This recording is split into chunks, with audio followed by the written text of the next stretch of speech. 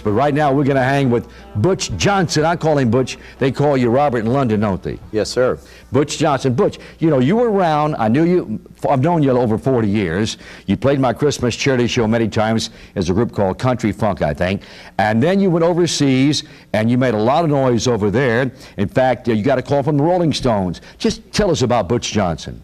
Well, I started out working in the mailroom with William Brown at Stax Records in '68. So I went to Stax on a school field trip in the 10th grade.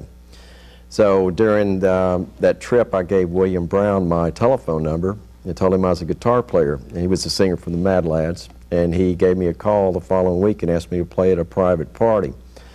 So then he got me the job of stuffing envelopes at the mailroom at Stax. We would mail out record albums to disc jockeys.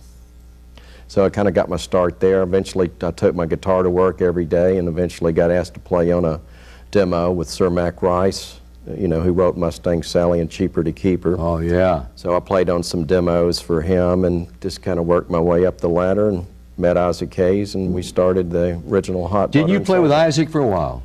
Started the original Hot Butter and Soul band, and I played on his second record, which was The Movement. Yes, sir.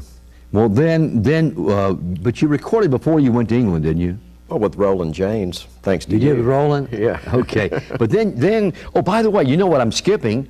We're not talking about, we should be talking about it, because that's why I got you down on the show today, Butch Johnson, and that is the commercial appeal. The music department there selected your album on a re-release thing. Well, you tell about #1 last year. Well, it's overwhelming. We have a 30th anniversary reissue on A Close Personal Friend, which came out 30 years ago, October of '08. It was released here December 9th, and we had some nice press worldwide, but Mark Jordan, the Commercial Appeal, called it the best of the batch and voted it #1 and best of Memphis '08. Now, what label is this on? It's on Angel Air out of London, which is a classic rock reissue album. Did you write all these songs on here? All except one. I did a version of Burnin' Love by the King. Yeah, all right. That was your suggestion back in the '70s when I asked you about it. Well, you know, Rock 103, we got those guys on it. They used to play it all the time, your version of Burning Love. They wore it out. This is Butch Johnson. Butch was with a group called Country Funk back in the day. Then he, as you heard, went through the Stax thing. Isaac Hayes on the road. I saw a picture of you and Isaac on the road somewhere. I think I sent you one. We were going to be on the Johnny Carson show and the David Frost show, but we had played at the Apollo Theater for a week. It was spring of '70. I think I was 17 years old, or just turned 18, and it was amazing.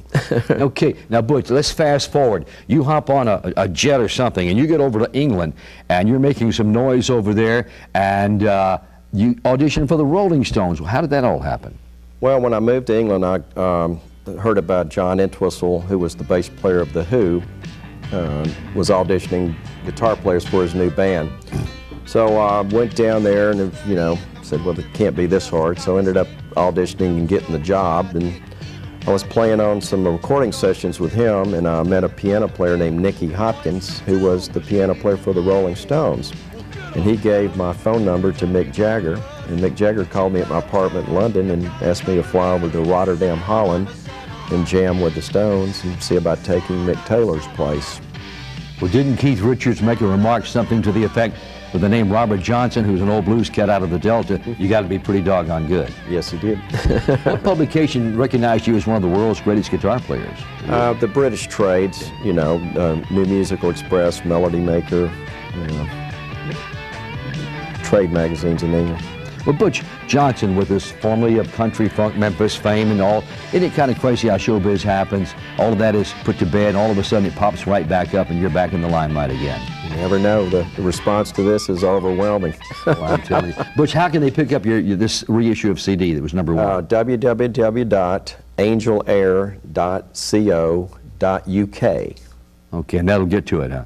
angelair.co.uk. But you've played with a lot of guys over the years, the Stones and the guys from The Who and all that. Who knocked you out most?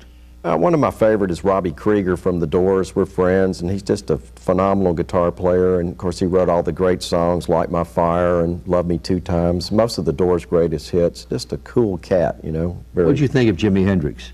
I met Jimmy one time when I was playing with Isaac back in 1970. We went down to the record plant and met him for a brief moment, and he was very genuine and very, just a really nice guy. Butch, I know you're on the road, you're plugging the CD again, you're off and going. Next time you're in town, give us a shout, would you? Sure. Robert Butch Johnson from Memphis, Tennessee, back in the limelight. Memphis Sounds with GK.